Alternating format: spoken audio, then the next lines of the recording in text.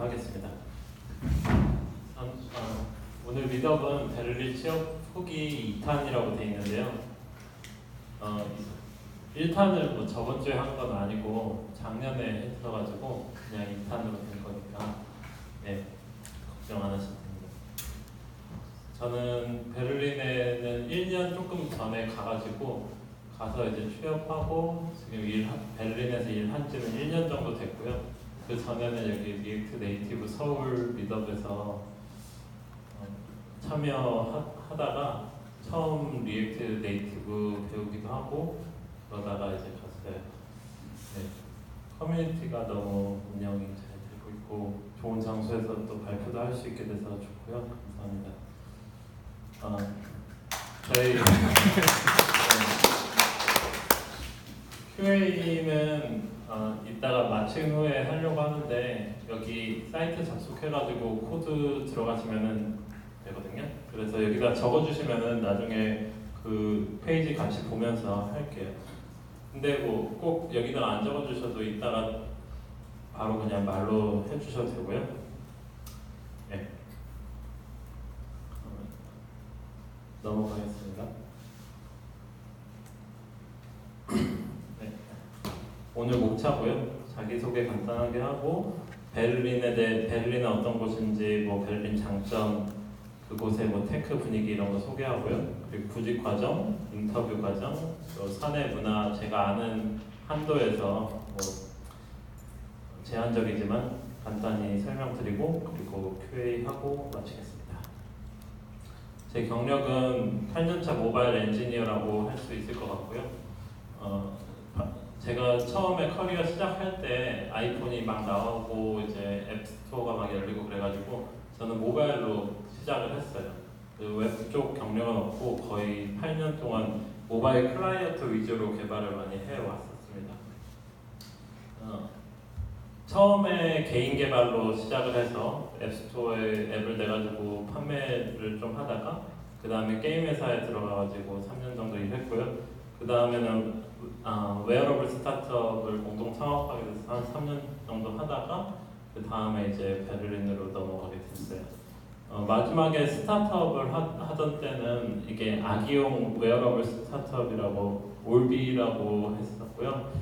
해외 쪽에는 판매하고 킥스타터 이런 걸로 이제 제품 소개하고 하다가 그렇게 하다가 이제 넘어갔습니다. 네, 베를린 왜 갔나를 간단히 말씀드리면은 카피캣을 쓰는 것이 좀 많이 힘이 들었어요. 그 한국에서 사실 한국 회사들이 지금 굉장히 많이 좋은 회사들이 많고 그래가지고 제가 뭐 이런 말 하는 게 조금 조심스럽긴 하지만은 이런 서비스나 그런 것들이 여전히 너무 이제 해외에서 성공한 서비스들을 갖다가 이제 다시 재창출하는 서비스들이 많고 그게 사실 그렇게 문제는 아닌 것 같아요. 비즈니스가 없고 마켓이 없는 곳에 뭐 새로운 걸 가져와가지고 마켓을 만들고 하는 것들이 스타트업으로서 당연히 해야 되고 그게 이제 성공하는 하나의 루트인 건 확실한데 저 개인적인 이제 유저의 입장으로서 해외에서 막 몇 년 전에 이미 나온 거를 가지고 한국에서 내가 유저로 쓰게 되는 그런 일들이 저는 굉장히 싫었어요. 그 뭐 예를 들어 와비 파커가 막 안경 같은 걸로 막 혁신이라고 이제 팔고 그러고 뭐 그 다음에 또 뭐 면도기 회사가 또 나와가지고 뭐 구독형 면도기 이런 거 막 했잖아요. 근데 막 몇 년 후에 보니까 또 한국에서 또 똑같이 해가지고 캐치프레이즈까지 막 다 똑같이 해가지고 막 비전 이런 것도 막 해가지고 하는데 이런 걸 내가 이렇게 쓰고 있다니 참 싫고 그리고 1년 만에 한국에 와가지고 맵을 다 지웠었기 때문에 카카오 맵 깔아가지고 다시 써보는데 정말 이 맵이 왜 이런가 그런 짜증이 좀 막 몰려들어요. 카카오 맵 쓰시는 분 계신가요? 많이 없으시는. 그래서 저는 네이버 맵 잘 쓰다가 뭐 카피캣이라는 게 사실 뭐 이제 자의에 의해서도 있고 타의에 의해서도 있고 네이버 맵 같은 경우는 자기 나름대로 잘 만들다가 구글맵 2년 전인가 구글맵 완전히 카피해서 바꿨잖아요. 리빌딩 했잖아요. 그런 거는 이제 사실 뭐 외국인들이 사용하기 쉽도록 UX를 따라간 측면 같은 데에서는 이제 뭐 인정해줄만 하지만 카카오맵 같은 건 진짜 이번에 써보고 정말 와 이거 어떻게 지금 이 모바일 앱이 나온 지가 지금 뭐 8, 9년 차 정도 되는데 이 앱이 이런 식으로 만들어져 있나 그런 생각들이 많이 드는 것이었고 하여간 미국 같은 데서 새로 나온 서비스들이 막 어떤 비전이나 그런 막 새로운 가치들을 내걸고 막 만들어지는데 그런 어떤 가치들은 없이 막 그냥 카피되어 있는 제품들을 내가 쓰고 있는 것들이 되게 쉽지 않습니다. 뭐 스택 오버플로우도 내 메인으로 쓰고 싶지만은 뭐 여전히 뭐 거기에서 그걸 이제 잘 쓸 수 없는 그런 현실들 그런 것들이 많이 있었고 이런 글도 그런 마음으로 예전에 썼었어요. 벌써 쓴지도 꽤 됐었는데 그리고 또 이제 저는 영어로 뭐든지 하고 싶은 그런 생각이 많았어요. 왜냐면 이제 글쓰기도 좋아해서 예전에 브런치에 글도 이렇게 쓰고 했었는데 한국에서 이제 알려지고 사람들이 읽어주고 그런 거 좋은데 이게 한국에서밖에 읽을 수가 없잖아요. 내가 쓴 글이 물론 이제 그 글이 뭐 어떤지 모르겠지만 그 글이 어쨌든 외국인들한테 읽혀질 수 있는 그 가능성이 없다는 것 자체가 언어 때문에 그게 저는 좀 걸리는 부분이었고 앞으로 제가 많이 살았지만 이 이후부터는 그래도 영어로 좀 해보면서 살고 싶다 그런 생각들이 많이 있었고 글도 영어로 써보고 싶고 그런 생각들이 많이 있다 보니까 해외로 나가게 됐던 것 같습니다. 이건 이제 제가 완전히 베를린으로 가기 전에 그 1년 전에 IFA 컨퍼런스라고 그 제품 박람회 같은 게 있어요. 세계적으로 유명한 게 이제 미국의 CES랑 그 스페인에서 하는 MWC, 그다음 베를린에서 하는 IFA 이 컨퍼런스들이 있는데 저희 같이 공동 창업했던 저희 올비 대표님하고 같이 갔던 거예요. 제품 소개하려고 이제 갔었는데 가서 보니까 베를린이 이게 너무 좋네 해서 돌아와가지고 대표님하고 제가 베를린으로 가고 싶다고 얘기를 했던 그런 스토리가 있죠. 회사 돈으로 베를린 구경하고 왔는데 메인 개발자가 이제 떠나게 되는 그런 일이 있었던 거고요. 네. 이거는 이제 그때 베를린에 갔을 때 이제 정부 지원 사업으로 갔던 거거든요. 그래서 독일 현지 뭐 이제 설명회 이런 거랑 연결해줘서 독일 베를린에 대한 설명회를 이렇게 들은 기회들이 있었어요. 그때 뭐 찍어온 사진들인데 주요 이제 테마는 베를린은 스타트업 천국이니까 와서 여기서 창업하고 해라 이런 내용이었어요. 그래서 뭐 스타트업 에코시스템 랭킹 해가지고 베를린이 보면은 7번째 자리에 있고 굉장히 수치들도 높고 마켓이나 어떤 유럽 마켓의 확장성이라든지 그런 점에서 굉장히 평가를 많이 받고 있는 곳이고 요즘에는 좀 많이 들으셨을 거예요. 베를린이 많이 핫해지고 그리고 그동안에 유럽의 스타트업 허브는 런던이었는데 브렉시트 때문에 이제 그게 다 넘어오고 있는데 그 넘어오는 지역이 이제 베를린으로 되어 있고 많은 유럽 안에서도 베를린으로 유입되는 IT 인력들이 굉장히 많습니다. 그래서 현재 유럽에서는 가장 스타트업이나 테크 쪽에서 선두를 자리하고 있는 도시가 베를린이에요. 이제 베를린의 특징 중에 하나가 뭐냐면은 인건비가 적다는 거거든요. 사실 저희 같이 이제 뭐 취직하는 입장에서 그게 좋은 느낌은 아닌데 이때는 그때 그 창업자들을 위해서 설명회를 하는 자리였기 때문에 여기 베를린은 인건비가 적으니까 이곳에 와서 창업하세요 이런 그런 설명회였어요. 그래서 런던이나 샌프란시스코에 비해서 어떤 사람을 고용하는 비용이 거의 절반에 가깝게 적게 든다 이런 식으로 이제 설명을 했던 자리였습니다. 저희 연봉도 뭐 적다는 거죠.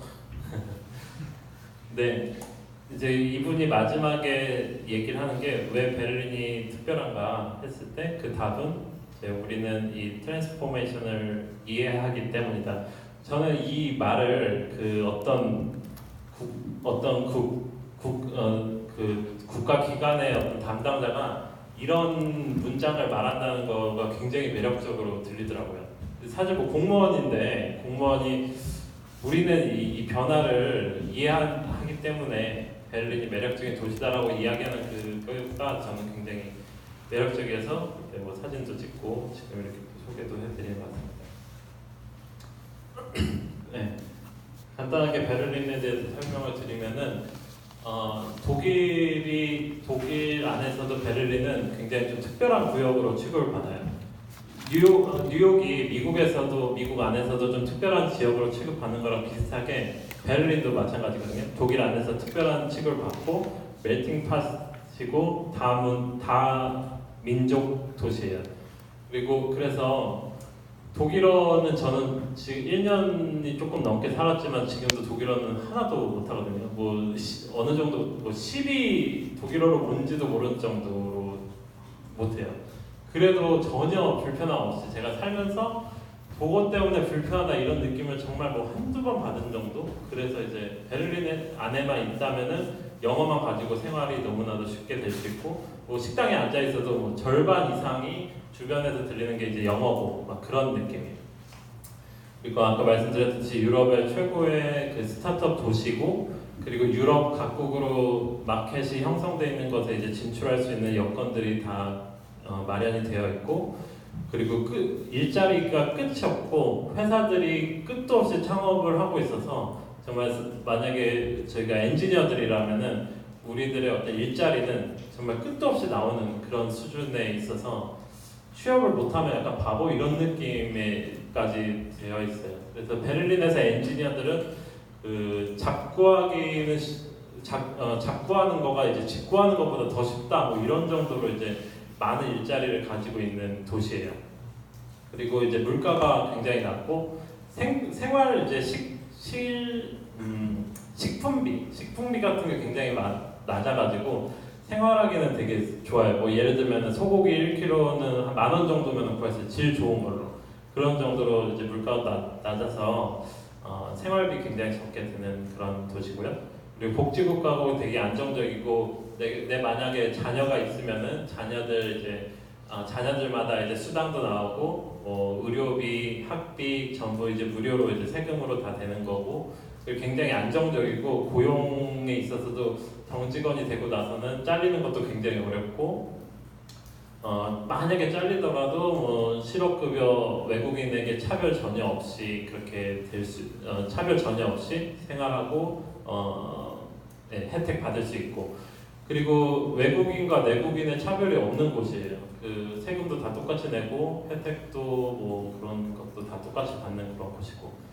네, 그리고 또 미국이랑 가깝고 영어를 많이 쓰다 보니까 이제 독일 회사들이 이제 미국 시장에 진출하는 경우도 많고 사실 한국의 아쉬운 것 중에 하나가 한국에서 이제 미국 마켓을 공략하는 회사가 없는 게 좀 아쉽잖아요. 좀 그런 부분들을 좀 갈증들을 좀 해소할 수 있는 물론 독일도 이거는 쉬운 건 아닌 것 같아요. 미국 마켓이라는 게 워낙 경쟁이 세고 하다 보니까 그래서 미국 문화권이랑 가깝다는 것이 또 장점인 것 같고 장점이라고 얘기했지만 또 단점이라고 할 수 있는 게 미국은 아니다라는 것들 역시 미국은 미국이니까 또 미국만치는 안 되는 것이 좀 이제 아쉬운 점이 있고 근데 또 독일의 베를린 나름의 그 장점들이 여러 것들이 또 미국에 비해서 있기 때문에 또 그런 부분 많이 상호 보완이 되는 것 같습니다. 그리고 이제 엔지니어들이 이제 택하게 되는 비자가 있는데 이제 블루카드 비자라는 제도가 있어요. 독일에는 이거는 외국인 근로자가 받을 수 있는 비자 중에 가장 최상위 단계 비자인데 그 독일에서 이 제도를 하는 목적은 그 고연봉 부족 직군 그러니까 독일 나라에서 부족 직군에 해당되는 고연봉 외국인 근로자들을 오랫동안 이제 안정적으로 이 나라에 유치하기 위해서 있는 제도이고요. 그래서 필요한 연봉이 있어요. 연봉이 어느 정도 이상 돼야 되고 근데 그 안에서 이제 여기 제가 적은 것처럼 현재 2019년에는 연봉이 55K 이상 돼야지만 신청이 될 수 있는데 엔지니어는 또 그 안에서도 부족 직군으로 나라가 선정을 해놨기 때문에 45K 이상이면은 이 비자를 신청할 수 있어요. 근데 이 비자가 너무 좋은 게 뭐냐면은 이 조건만 마련이 되면은 이 빠꾸가 없어요. 미국은 취업이 됐는데도 비자 때문에 뭐 들어갔다가 다시 뭐 나오는 경우도 있다고 제가 들었어요. 그리고 이 일하고 있다가도 비자에 문제가 생겨가지고 나오게 되는 경우도 있다고 들었고요. 근데 이제 독일은 내가 취직만 되고 연봉만 이 이상이 되면은 이 비자는 100% 나와요. 그러다 보니까 전혀 이런 불안감이라든지 그런 것들이 없고 또 실직하더라도 실업급여도 5개월인가 6개월인가 잘 나오고 그만큼 이제 다시 재취업할 수 있는 기간 동안에 충분히 기다려주는 시간도 길고 그런 아주 좋은 제도입니다. 그리고 이 블루카드 비자의 가장 좋은 점 두 가지는 2년 후에 영주권을 신청할 수가 있어요. 사실 외국인으로서 이게 굉장히 큰 혜택이잖아요. 저도 이제 1년 됐으니까 이제 벌써 1년 후면은 독일어 이제 기본만 좀 하면은 영주권 신청할 수 있습니다. 운이 좋으면은 막 독일어를 진짜 아예 하나도 못 하는데도 어떻게 뭐 공무원이 잘 돼가지고 공무원이 잘 만나가지고 그러니까 내가 신청하러 간 나라의 그 사무실에 있는 공무원이 내 복불복으로 이게 결정이 된다 그러는데 뭐 잘 모르겠어요. 제 해볼 때 되면 알겠지만은 하여간 영주권 이렇게 빨리 신청할 수 있다는 게 굉장히 좋은 것 같고 그리고 가장 또 좋은 점 중에 하나가 배우자가 아무 일이나 할 수 있는 취업 비자가 나와요. 진짜 이런 혜택은 되게 어느 나라에서도 별로 없는 것 같은데 제 배우자가 아무 일이나 할 수 있어요. 어떤 업종에 관계없이. 그리고 자녀들도 물론 다 데리고 갈 수 있고 대신에 형제나 부모는 못 데려가고요. 따로 비자 신청해야 되는 거고 그들이. 그리고 자녀들 같은 경우에는 자녀 숫자만큼 한 달에 이제 200유로 정도가 이제 수당이 또 나와요. 그리고 대학교 갈 때까지 나오나 대학교 가서도 나오나 뭐 거의 뭐 15년, 20년 정도를 받는 그런 수당들이 또 있기 때문에 그런 혜택들이 굉장히 좋고 그렇습니다. 그리고 궁금하실 텐데 연봉이 궁금한 게 있는데 아까 전에 배우자 자녀는 취업이 된 상태에서 받는 거예요? 아니면 영주권이 되고 나서 받는 거예요? 다시 말씀해 주시죠. 그 배우자 자녀 혜택은 취업이 되자마자 생기는 건가요? 아니면 영주권이? 취업이 된과 동시에 비자 신청이 들어가는데 뭐 비슷한 시기라고 보시면 돼요. 왜냐면 비자가 나와야지 일을 시작할 수 있기 때문에 채용이 되면은 바로 비자 신청이 들어가고 이 블루카드 비자는 나오는 것도 엄청 빨라요. 금방 나오고 연봉은 이 정도 든다고 보시면 됩니다.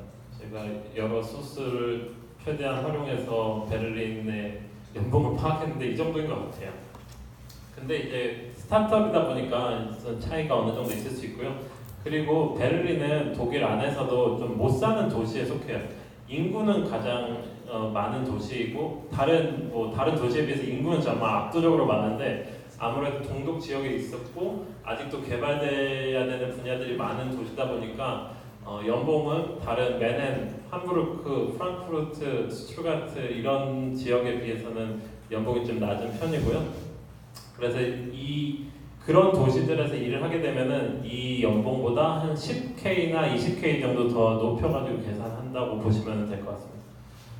근데 이제 연봉이 그렇게 낮지도 높지도 않은 좀 그런 정도이고요. 세금이 많아요. 세금이 40% 내야 되는 그런 상황이고 제가 이제 엔지니어 한다고 이제 적었는데 왜 그러냐면은 이 연봉이 여기 이제 시니어가 65K 정도라고 제가 적었는데 65K면은 8,500만 원 정도 돼요. 근데 이게 독일 안에서 그 정도 받으면은 고연봉자에 속해요. 그러니까 독일인들이 그 연봉이 이렇게 다들 높은 편이 아니고 그런 거든요. 그러다 보니까 엔지니어들이 받는 급여가 거의 뭐 의료인들이나 법조인들이 받는 것까지는 아니지만은 거의 근접하는 수준 정도로 대우를 받는 그런 나라예요.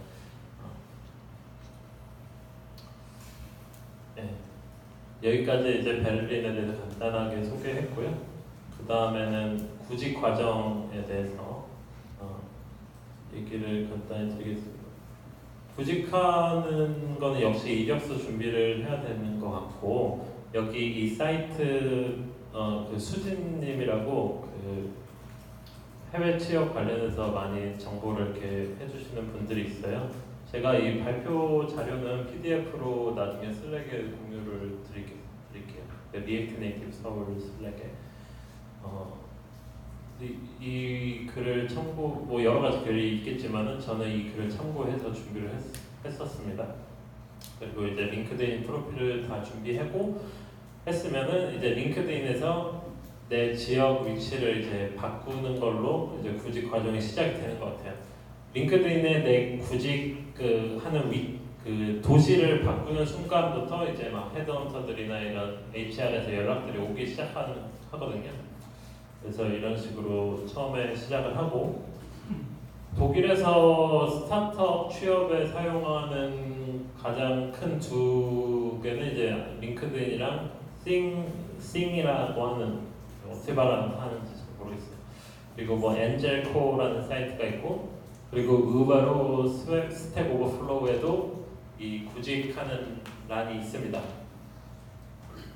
그리고 뭐 몇 가지 다른 사이트들도 있긴 한데 저는 이 네 가지를 주로 사용을 했었어요, 그 당시.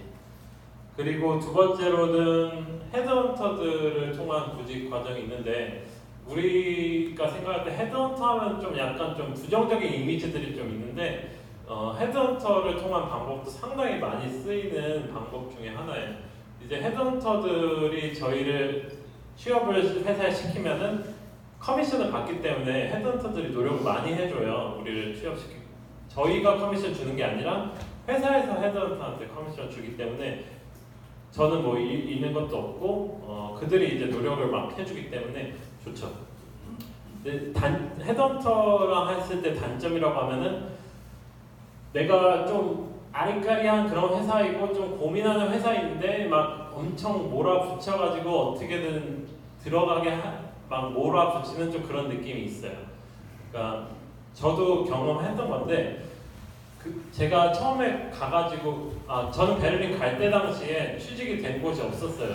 지원을 몇 군데 하긴 했었는데 한 10군데 했었는데 가기 전에 다 떨어졌다는 통보를 마지막까지 받고 비행기를 탔거든요. 그래서 좀 불안한 마음이었고, 가서 이제 에어비앤비 숙소에서 1개월 동안 머물면서 거기서 또 구직을 막 이제 하고, 알바거리 좀 다른 회사에서 알바거리 얻은 게 있어가지고 그 개발도 이제 평일에 개발로 알바하면서 그 구직을 계속 이어나갔었거든요. 근데 이제 잘 안 되는 거예요. 계속 떨어지고 막 가서도 계속 떨어지는데, 헤드헌터가 연결해준 회사가 있었는데 그거는 막 되게 잘 되더라고요. 그 면접도 되게 수월하고, 그 다음에 뭐 퀴즈 이런 것도 잘 통과하고, 그 마지막 과정까지도 굉장히 빨리 진행을 되는 일들이 있었어요. 헤드헌터가 이제 진행해준 곳에는. 근데 이제 문제가 뭐냐면은, 그 헤드헌터가 저에게 접촉해서 제가 진행했을 때는 제 마음이 굉장히 가난해져 있는 상태였죠. 뭐 어디든 이제 들어가기만 하면 좋겠다, 좀 그런 마음이었는데, 그래서 굉장히 고마운 상태였는데, 이 회사랑 거의 마지막까지 가던 중에 제가 정말로 가고 싶었던 회사에서 이제 연락이 이제 소통이 되기 시작한 거예요. 그때부터. 그러다 보니까 이제 헤드헌터는 인터뷰 끝난 이후부터 저한테 매일 전화를 했어요. 그 잡 오퍼가 이제 곧 나올 거다. 뭐 내가 뭐 재촉해서 잡 오퍼를 뭐 빨리 받게 해줄게. 뭐 이런 느낌으로 계속 전화를 해요. 뭐 다른데 뭐 안 갈 거지? 뭐 이런 느낌으로. 근데 저는 이제 제가 정말 가고 싶었던 회사랑 얘기가 이제 되고 인터뷰가 막 이제 되고 있으니까 이게 진짜 이게 빨리 되면 안 되는데 좀 그런 느낌이 있는데, 이 헤드헌터 막 빨리 진행시키는 거죠. 그리고 저는 이제 저는 거짓말을 좀 못하는 성격이라서 그런 거를 다 얘기를 했어요. 또 그런 걸 이렇게 숨기질 못해요. 솔직히 근데 얘기를 해야지. 그래서 얘기를 했더니만 이 회사에서는 분명히 잡 오퍼는 주말까지 결정해가지고 주말에 온다고 했었는데, 제가 이 얘기를 헤드헌터에 다른 회사 내가 원하는 회사랑 또 인터뷰를 보고 있는 중이다라고 얘기를 제가 헤드헌터한테 했을 때 그 다음날 잡 오퍼가 바로 와버리는 거예요. 헤드헌터가 말했겠죠 분명히 얘를 빨리 지금 잡아야 된다 뭐 이런 식으로 다 뭐 회사가 다 고만고만하다 보니까 작아가지고 프로세스도 빠르고 좀 그런 편이에요. 하여간 그렇게 돼버린 거예요. 그래서 저는 또 제가 지금 지원하는 회사에 내가 지금 헤드헌터가 껴있는 회사랑 잡 오퍼를 받아가지고 당장 뭐 다음 주까지 내가 결정을 해야 되는 상황이니까 좀 빨리 해줄래 해가지고 제가 가고 싶은 회사에서도 그런 상황들을 이제 잘 알고 있으니까 진행을 되게 빨리 해주더라고요 또. 그래가지고 이제 결국에는 제가 가고 싶은 회사에 가게 됐지만은 만약에 그 가고 싶던 회사에서 결과가 안 좋았으면은 이 회사도 어떻게 됐을지 모르고 다른 회사도 어떻게 됐을지 모르는 좀 그런 상황에 빠졌을 수 있는 그런 상황이었던 것 같아요. 그리고 세 번째 방법은 HR팀에서 직접 연락이 오는 경우들이 많아요. 이 회사들이 HR팀을 다 운영하는 회사들이 많고 이 회사들은 자기들이 원하는 인재가 어떤 타입인지 잘 알고 있고 직접 접촉을 해가지고 하기 때문에 가장 좋은 방법 중에 하나인 것 같아요. 뭐 이거를 받기 위해서는 내 링크드인 프로필이 매력적으로 잘 돼 있어야겠죠? 네, 그런 부분들이 있습니다. 네, HR팀에서 연락 와가지고 진행하는 경우가 좋았던 것 같습니다. 제 경험상으로. 이런 세 가지 정도 방법들이 있고요. 이제 직접 이제 한번 보여드리자면은 이제 링크드인 사실 뭐 보여드릴 것도 없어요. 워낙 뭐 분명하니까 뭐 내가 원하는 기술 스택이랑 장소랑 이렇게 적고 검색하면은 그리고 뭐 레벨 같은 것도 이렇게 다 필터링 할 수 있고 그래서 이게 어소시에이트가 이 대리급으로 제가 알고 있거든요. 그래서 역시나 이 쪽이 이제 많은 것 같고 엔트리 레벨도 많네요. 많을 거라고 생각 안 했는데 어쨌든 이런 식으로 해서 이 잡을 잘 설치하다 보면은 좋은 회사들이 많이 있습니다. 이런 회사도 제가 알기로 굉장히 좀 큰 회사로 알고 있어요. 투자를 굉장히 많이 받은 핀테크 스타트업인데 지금 여기 얼굴 나온 이분이 저한테 메시지도 최근에 많이 보내셨던 분이에요. 그래서 메일을 계속 보내시더라고요. 제가 다 답을 안 했는데 결국 링크드인까지 해서 뭐 연락이 와서 그래서 뭐 나는 뭐 지금 내 현재 잡에 해피하니까 뭐 미안하다 뭐 이렇게 답을 했었어요. 근데 이 회사도 굉장히 좋은 것 같더라고요. 제가 좀 살펴봤더니 되게 매력적인 그런 회사였어요. 그리고 뭐 잘란도 이런 데는 많이들 아시는 회사일 것 같고요. 네, 뭐 그리고 유럽에 지사를 두고 있는 미국의 회사들도 많아요. 뭐 아마존이라든지 뭐 그런 회사들. 아마존은 연구팀이 뭐 드레스덴에 있는 걸로 저는 알고 있고요. 그리고 많이 알려져 있는 윅스도 있고, 네, 뭐 이런 식으로 서치를 하면 될 것 같습니다. 이제 언제 가느냐가 이제 문제인데. 한국에서 만약에 채용까지 되고 가면은 뭐 더할 나위 없이 좋겠지만은 제 경우에도 그게 뭐 쉽지는 않았고 그리고 아무래도 좀 제 생각에도 가 있어야지 기회도 좀 더 빨리 반응할 수 있고 뭐 인터뷰 보러 오라 그러면은 당장 뭐 달려가서 할 수도 있고 하다 보니까 해서 좋을 것 같아서 가서 진행하는 경우들이 많이 있는 것 같아요. 이제 얼마나 오래 있을 수 있느냐라고 했을 때 무비자 3개월 있을 수 있고 그게 끝날 때쯤에는 구직 준비 비자를 받을 수가 있어요. 또 신청하면은. 그래서 최대 9개월까지나 있을 수 있어요. 엄청 오래 있을 수 있죠. 근데 뭐 이게 말이 이렇지 사실 엔지니어들은 취업이 빨리 되는 것 같아요. 저 같은 경우는 1개월 정도 걸렸고요. 그리고 보통 3개월 안에는 많이들 되시는 것 같아요. 거의 대부분.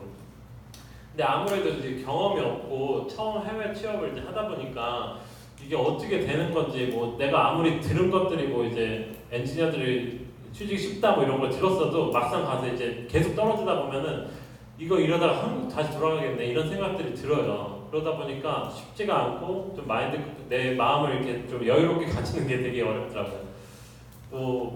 근데 뭐 방법이 없는 것 같아요. 그냥 계속 하다 보면은 되는 것 같습니다. 근데 뭐 이제 마음은 쉽지는 않더라. 저도 경험해보니까 그렇잖아요. 뭐 오기 전에 뭐 쫑파티도 다 하고 막 뭐 하고 왔는데 뭐 다시 돌아가야 되니 참 뭐 그렇죠. 인터뷰 과정은 이제 왼쪽에 제가 적어놓은 과정들이 이제 순서예요. 이제 처음에는 HR에서 전화 인터뷰로 보통 오게 되고요.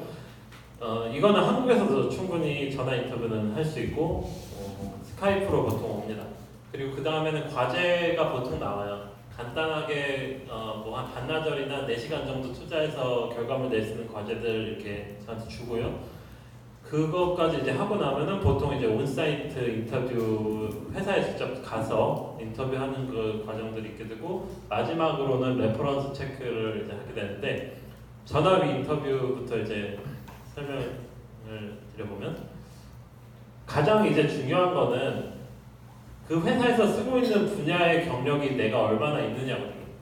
그 회사에서 리액트를 쓰고 있으면은 뭐 리액트 그렇게 세분화하진 않고 뭐 보통 언어로 자르죠.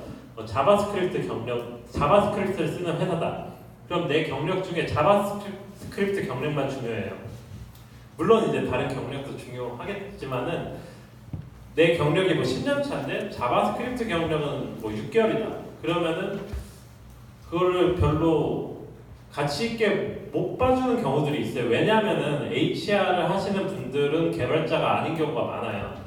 이제 휴먼 리소스니까 그 개발자는 아니거든요. 물론 개발자들이랑 많이 소통하면서 진행하기 때문에 어느 정도 아시겠지만은 그런 것들을 잘 모르기 때문에 내 이력서 상에 우리 회사에 쓰는 그게 스택이 얼마나 일치하느냐 그게 가장 중요한 것 같고 그러다 보니까 아무래도 범용적으로 쓰는 언어나 그런 프레임워크들을 많이 오래 해보신 분이 있다면 좀 유리할 수 있을 것 같아요. 그런 거를 쓰는 회사들도 같이 많을 테니까. 저 같은 경우는 그 자바스크립트 모바일 경력이 가기 전에 한 7년 정도 됐지만은 자바스크립트 경력이 가기 전에 한 6개월 정도밖에 안 됐어요. 가기 직전에 여기 리액트 네이티브 서울 미덥에서 자바스크립트 처음 시작했거든요. 그 전에는 오브젝티브 C 했고 모바일 게임 개발은 C++ 많이 했기 때문에 근데 이제 자바스크립트 개발 제가 짧았던 그게 휴먼 리소스에서 이제 면접하다 보면은 좀 갸우뚱하더라고요. 다들 좀 짧다는 그런 뉘앙스를 많이 보였어요. 네, 어찌저찌 뭐 이렇게 잘 됐지만은 그런 것들이 좀 있는 것 같습니다. 근데 그리고 이제 영어 때문에 걱정하시는 분들이 많은데요. 저도 영어를 못하는 상태. 물론 한국 사람들이 영어 못한다 그러면 다 뭐 진짜 잘하는 데도 다 못한다고 하지만은 저도 잘하지는 않는 상태였어요. 뭐 중고등학교 때 영어 공부도 잘 못했고 뭐 수능도 잘 못 치는 정도. 그 이후에도 영어 공부 많이 안 했고 뭐 보통 일반적으로 못하는 그런 수준이었어요. 저도. 근데 이제 인터뷰를 하다 보면은 늘어요 영어. 왜냐면 했던 말을 계속 하잖아요. 뭐 맨날 떨어지니까 똑같은 말 계속 하니까 줄줄 나오더라고요. 나중에 한 20번째 되면은 거의 뭐 네이티브 수준으로 막 똑같은 말을 하다 보니까. 그래서 이게 별로 그렇게 내 영어 못하는 게 드러나지 않는 것 같고 그리고 이제 유럽이 저는 좋은 점이 뭐냐면은 영어를 서로 못해요. 물론 저보다는 다 잘하지만은 네이티브는 아니잖아요. 전 네이티브랑 대화하는 건 약간 좀 두려움이 있어요. 근데 다들 제2 외국어로 영어를 하니까 그게 좀 이제 내가 못하는 것도 너가 이해하고 너가 못하는 것도 내가 이해하니까 이게 좀 좋은 것 같더라고요. 그리고 인터뷰 과정에서 그런 게 잘 안 드러나요. 내 영어 못하는 것들이. 그래서 이제 붙기만 하면 사실 되거든요. 붙기만 하면은 이제 영어보다는 뭐 개발 능력을 좀 보려고 하니까 그리고 영어는 또 그 쓰는 사람들이랑 같이 있으면은 또 어차피 또 그 안에서 하는 말들이 그 정해져 있어요. 그 하는 말들이 업무 쪽으로 하는 말. 그러다 보니까 영어도 금방 들어요. 어차피 듣기만 하는. 그래서 영어는 그렇게 뭐 걱정하시지 않으셔도 된다라고 제가 분명히 말씀드릴 수 있어요. 물론 노력은 하셔야겠죠. 뭐 벼락치기라도 뭐 유튜브 보면서 뭐 리스닝이라도 좀 한다든지 뭐 간단하게 그런 것도 해야 되겠지만. 그리고 과제를 받게 되는데 저희 회사의 뭐 과제를 이제 보여드리면은 이제 뭐 짧은 시간에 지금 갑자기 이제 보여드리기는 좀 어려울 것 같은데 뭐 이렇게 거의 대부분이 비슷한 형식으로 이제 과제가 와요. 한두 페이지 PDF로 돼서 뭐 이런 숙제가 있는데 뭐 이런 목표가 있는데 뭐 어쩌고저쩌고 이걸 뭐 만들어라. 저희 이 텍스피스라는 회사는 리액트 네이티브로 앱을 개발하는 회사다 보니까 이 과제를 리액트 네이티브로 만들어서 제출하세요. 뭐 이렇게 돼 있습니다. 이 과제는 환전기를 네이버 환율 보시면은 이제 유로, 뭐 달러 이렇게 선택하면은 환전되는 그 기능이 있잖아요. 그런 간단한 기능을 이제 개발하라고 이제 저한테 내줬던 그런 과제예요. 그래서 뭐 이제 스펙 이런 거 해가지고 뭐 아웃풋 뭐 이런 간단하죠. 간단하게 뭐 이렇게 돼 있어가지고 뭐 옵셔널 한 부분도 있고 저 같은 경우 뭐 옵셔널 다 안 했어요.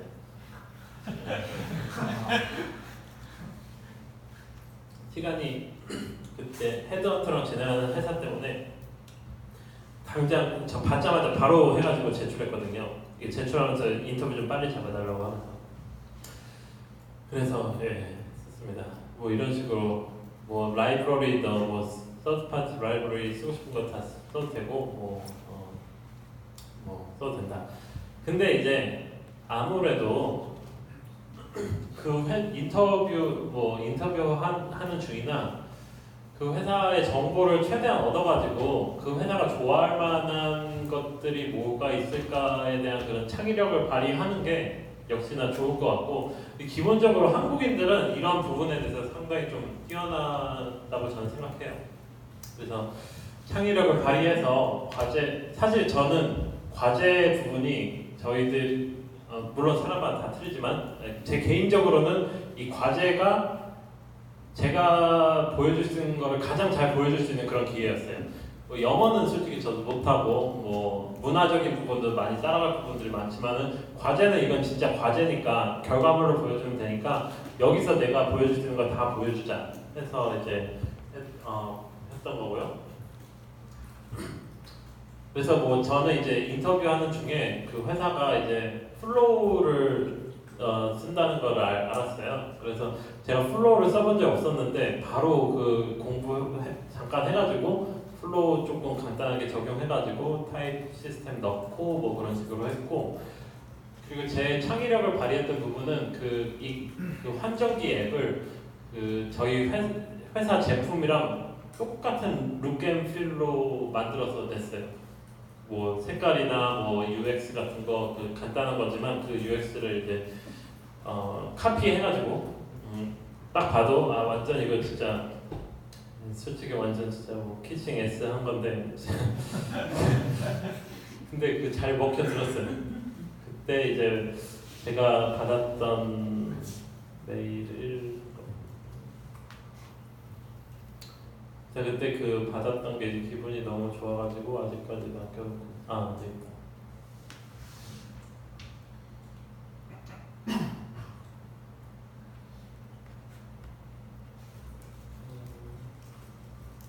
네.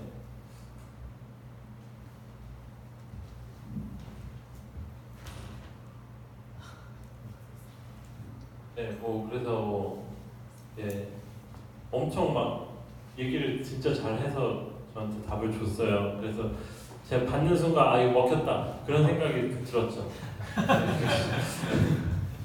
그래서 여기 보면은 어디 갔니?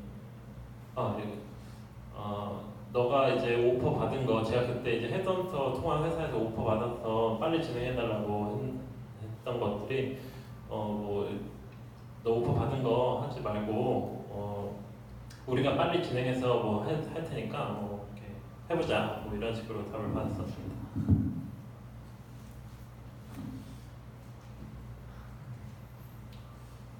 그래서 이 창의력을 발휘할 수 있는 기회들이 많고요. 그리고 온사이트 인터뷰를 가게 되면은 보통 이제 하게 되는 거가 이제 동료 인터뷰를 보면서 퀴즈 간단하게 이제 내고 페어 코딩 하는 경우들이 좀 있어요. 페어 코딩은 좀 두려운데 뭐 이게 쉽지 않은 것 같아요. 페어 코딩이 저는 좀 쉽지 않은 부분이었던 것 같고 보통 이제 다른 회사는 사실 페어 코딩 어떻게 하는지 전 잘 모르지만은 저희 회사 같은 경우는 과제를 내줬던 거를 가지고 연장해서 연장된 추가 기능을 붙이는 거를 페어 코딩을 뭐 1시간 뭐 나랑 해보자 뭐 이런 식으로 진행을 해서 했었습니다. 그 다음 뭐 CTO 인터뷰하고 뭐 PM 인터뷰 하는 경우도 있고 안 하는 경우도 있고 뭐 이제 PM 인터뷰에서는 뭐 그렇게 뭐 자세한 질문 안 받고 뭐 팀원들이랑 뭐 이런 상황이 있을 때 뭐 어떻게 해결했니 뭐 갈등이 있는 상황 없었니 뭐 이런 얘기 있고 뭐 개발 방법론 그런 거 뭐 해봤니 뭐 에자일 뭐 이런 거 뻔한 거죠. 그런 거 다 해봤니 뭐 어떤 식으로 에자일 해봤니 뭐 스크럼 어떻게 해봤니 뭐 그런 거 물어보고 하고. 그리고 제가 이제 베를린의 스타트업에서 가장 좋은 거는 이 퀴즈가 막 엄청 막 수수께끼 같은 그런 퀴즈 없어요. 그 큰 회사들 미국도 마찬가지고 한국도 뭐 네이버, 카카오 다 마찬가지인데 첫 번째 보는 퀴즈가 그 온라인으로 막 엄청 수수께끼 같은 막 알고리즘 퀴즈 나오잖아요. 저는 진짜 그걸 왜 해야 되는지 사실 모르고. 근데 사실 이해는 하죠.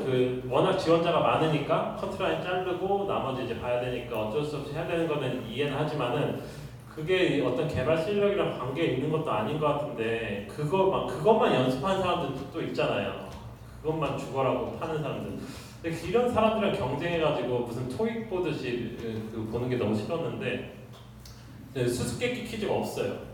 여러 군데에서 인터뷰 본 결과에는 그런 거 물어보는 회사는 단 한 군데도 없었어요. 그래서 좋은 것 같아요. 근데 뭐 메넨이나 프랑크푸르트 같은데, 함부르크 같은데 큰 회사는 그런 거 내는 회사도 종종 있다고 제가 듣기는 했지만은 제가 본 어떤 베를린 과정에서는 전혀 만날 수 없었습니다. 그런 막 수수께끼 알고리즘 퀴즈.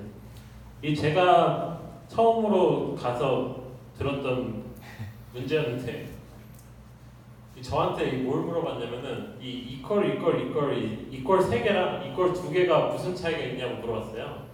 이 자바스크립트 개발자로서 진짜 어이없는 질문인데 왜냐면 제가 자바스크립트 개발 경력이 없어가지고 제 과제 낸 거에 이 이퀄 3개를 하나도 안 쓰고 다 이퀄 2개로만 했던 거예요. 그러니까 얘들이 봤을 때 이게 좀 이상해 보였던 거죠. 물론 코드는 괜찮다고 얘기는 했지만 이런 자바스크립트 개발자로서의 뭐 기본 소양이 없는 그런 부분들이 있으니까 그런 것도 질문을 내더라고요. 저는 이거 답을 못했어요. 또 바보지.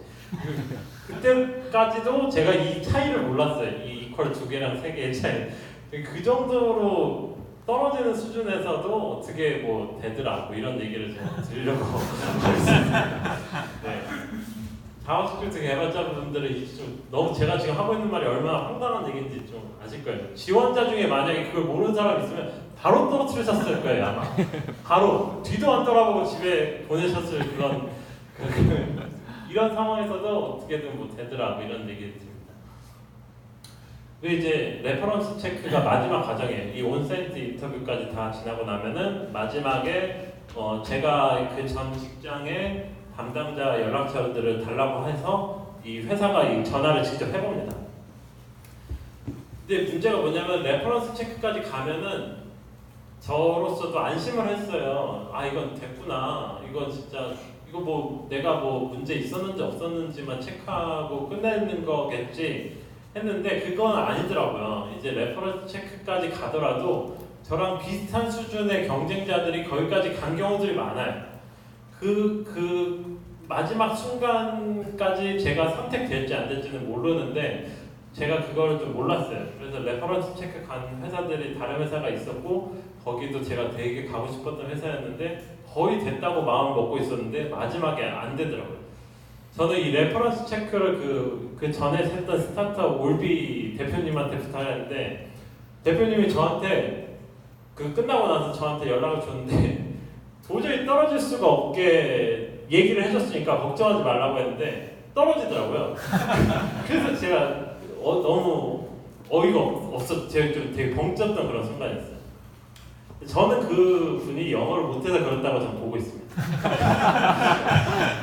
왜냐하면 그 다음번 레퍼런스 체크는 그 전 회사 대표님한테 부탁을 했는데 되더라고요. 그분은 제가 알기로 영어를 좀 해요. 그래서 영어, 이거는 좀 개인적인 어떤 앙심이 있어서 좀 여기 적기도 했지만 영어 잘하는 사람한테 부탁하시는 게 좋을 것 같아요. 왜냐하면 그분이 영어 하시는 게 제 얼굴이기도 하잖아요. 네. 이 발표를 네, 안 볼 겁니다. 네.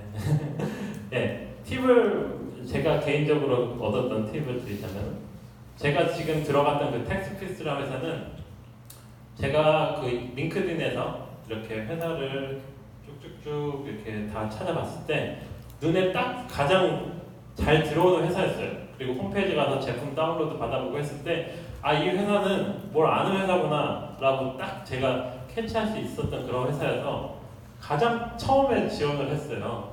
근데 제가 말씀드렸지만 영어도 엄청 못하고 하다 보니까 HR 전화 면접에서 바로 떨어져 버리더라고요. 한국에서. 그래서 굉장히 좌절을 하고 있었는데 베를린에 가가지고 다른 회사들 다 떨어지고 마음이 각박해져 있을 때 혹시나 해서 다시 연락을 해봤어요. 너네 아직도 계속 구인하는 것 같은데 내 테크 인터뷰 좀 보게 해달라. HR은 내가 뭐 거절이 됐지만은 테크 인터뷰 보면 모르지 않냐. 뭐 그렇게 얘기를 했더니 바로 답이 오더라고요. 희한하게 지금까지 뭐 마음고생했던 거가 되게 황당했을 정도로 바로 인터뷰를 잡아서 연결을 해주더라고요. 그래서 떨어져도 되게 유두리가 있어요. 이게 뭐 스타트업들이고 그리고 이 외국 회사들의 특징 중에 하나가 HR에 대한 비용을 굉장히 부담스러워해요. 자기들이 소모하는 그런 에너지나 비용을 굉장히 부담스러워하고 뽑았을 때 잘못 뽑으면 어떻게 하나 그런 걱정들 굉장히 많이 하기 때문에 심사숙고하려고 하고 하다 보니까 이렇게 적극적으로 나온 사람들을 나쁘게 보지를 전혀 않더라고요. 그래서 오히려 좋게 봐주고 진행도 빨리 해주고 네. 그런 회사가 제가 또 다른 회사가 또 있었는데 거기도 떨어졌던 전화 면접에서 떨어졌던 회사인데 테크 인터뷰 보게 해달라고 연락하니까 거기도 또 해주더라고요. 그래서 이게 뭐 떨어졌다고 그냥 가만히 있을 건 아니더라. 그리고 웬만한 회사들은 레퍼럴 프로그램이라고 해서 그 한국도 많이 있죠. 이 추천 프로그램을 많이 운영을 해요. 그래서 혹시라도 뭐 아는 사람이나 뭐 오픈 소스 하면서 뭐 했던 사람들이 그 회사에 있다고 하면은 그 분한테 부탁을 하면은 그 회사에 또 레퍼럴 프로그램 이런 게 다 있을 거예요. 이 외국 회사들은 의외로 뭐 많이들 뭐 구글이나 이런 데도 들으셨겠지만은 그 예전 직장 동료들을 추천해서 데리고 오는 걸 굉장히 좋아해요. 왜냐하면 HR 팀에 대한 그 비용을 많이 줄일 수 있고 부담을 많이 줄일 수 있고 검증된 사람이라고 생각하기 때문에 이 레퍼럴 프로그램을 이용하게 되면은 약간 다른 사람들보다 좀 더 눈에 띄는 위치에서 내가 시작을 할 수 있게 되는 그런 효과가 있고요. 그리고 아까 전에 제가 뭐 헤드헌트랑 뭐 붙었고 어쩌고 이렇게 얘기했던 것처럼 이 시기에 운이 작용을 잘 해야지 될 수밖에 없는 그런 부분들이 있습니다. 아무래도 처음으로 외국에 나가서 뭐 취직하고 그러다 보면은 내가 어떻게 될지 모르니까 마음이 많이 부담스럽고 된 거라도 가야지 뭐 이런 생각들이 많이 들어요. 근데 뭐 거기에 대해서 어떤 확실한 답은 제가 드리지는 못할 것 같아요. 그냥 운이 좋아 내가 원하는 회사가 원하는 시기에 잘 되는 게 뭐 좋은 것 같고 그리고 만약에 들어갔는데 그게 원하지 않는 회사더라고 하더라도 걱정하지 않으셔도 되는 게 그 독일은 법적으로 수습 기간이 6개월이나 돼요. 그래서 그동안 회사가 나를 언제든지 자를 수 있지만은 나도 언제든지 쿨하게 회사를 떠날 수 있는 기간이 6개월이나 되기 때문에 마음에 안 드는 회사 들어가게 되더라도 그 기간 동안에 비자 있는 상태로 얼마든지 다른 회사를 계속 지원해 볼 수 있는 기회가 있거든요. 그래서 네, 그런 부분들에 대해서 너무 걱정 안 하셔도 된다 드리고 싶고요. 그리고 뭐 외국 사람들 많이 뭐 드라마 같은 거 그 유튜브 같은 거 보면은 뭐 누가 질문하면은 이거 great question 뭐 이러면서 막 그런 얘기 많이 하잖아요. 그런 그 질문하는 걸 굉장히 좋아하더라고요. 좋아하고 항상 물어보는 거고 질문 없냐고 물어보는 거고 질문을 하면서 뭐 정보를 얻어내고 그리고 질문을 하면서 내가 아는 게 뭐 이런 거 있다, 뭐 내가 이런 거에 관심이 있다 이런 것들을 좀 어필할 수 있는 기회가 될 수 있는 것 같습니다. 네, 거의 막바지 하고 있습니다. 사내 문화에 대해서 좀 말씀을 드리면은 예, 역시 뭐 예상하셨겠지만은 그 굉장히 발전돼 있는 그런 문화들 가지고 있고 저는 사실 뭐 이렇게 한국이랑 비교하고 싶지는 않아요. 그 한국도 요즘 회사들은 너무 좋고 제가 한국에서 일했던 회사들도 굉장히 문화들이 좋은 회사에서 일하다가 갔었어요. 그래서 뭐 한국이랑 비교만 그렇게 크게 되지는 않는데 그 중에서도 뭐 이제 가장 좋은 거는 홈 오피스들이 하기가 너무 쉬워요. 그리고 아프면은 그냥 안 오고 뭐 이런 식이에요. 그냥 언제든지 그냥 아프면 안 올 수 있어요. 왜냐면은 뭐 감기 옮긴다고 오지 말라 그러고 그리고 이틀째 아프면은 그때는 뭐 병원 가가지고 병원 갔다는 확인서 하나 받아오면은 이틀째까지도 인정되고 진짜로 독감 걸려가지고 한 달 동안 그 유급으로 그냥 자기 휴가도 안 깎이고 안 나온 친구도 있었어요. 진짜 믿기지가 않는 경우인데 정말 진짜 그런 경우 심심찮게 있어요. 그리고 저희 회사 같은 경우는 이게 저희 회사뿐만 아니라 되게 다 그런 분위기인데 홈 오피스를 지향을 해요. 그래서 뭐 전철 끊겨가지고 홈 오피스 한다는 친구들은 진짜 많고 저희 회사 같은 경우는 2주에 한 번씩 무조건 하루는 집에서 일을 해라. 왜냐면은 회사 항상 나오면은 이제 번아웃 될 수도 있고 하니까 2주에 한 번은 무조건 집에서 뭐 딴 것도 하면서 일해라라고 이제 돼 있고 무조건 강제로 해야 돼요. 홈 오피스 2주에 한 번은. 그리고 택배 받는다고 안 오는 사람들 정말 많습니다. 이걸 당당히 얘기를 정말로 택배 때문에 오늘 홈 오피스 하겠다. 정말 많아요. 그리고 휴가가 그 최소 법적 휴가가 25일인가 그래요. 그래서 보통 25일에서 30일 정도 휴가를 받거든요. 이게 받아보시면 정말 이게 쓸 수가 없어요. 다. 물론 사람들 다 잘 쓰지만 한국 사람들로 저희 그 쓰던 대로 쓰다 보면 저는 이번에 3주 나왔거든요. 한국에. 첫 주는 근데 홈오피스를 했어요. 집에서 일주일은 원래 일하던 대로 일했고 지금 이제 2주 동안 휴가 해가지고 다음 주 토요일에 이제 들어가는데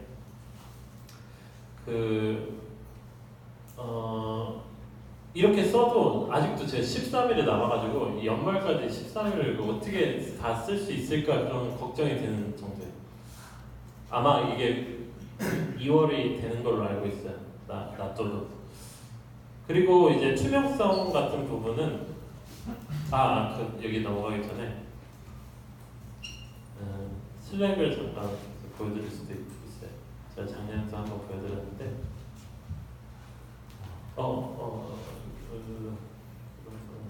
네, 여기 이 채널이 뭐 일 생겨가지고 못 나온다고 얘기하는 그런 채널인데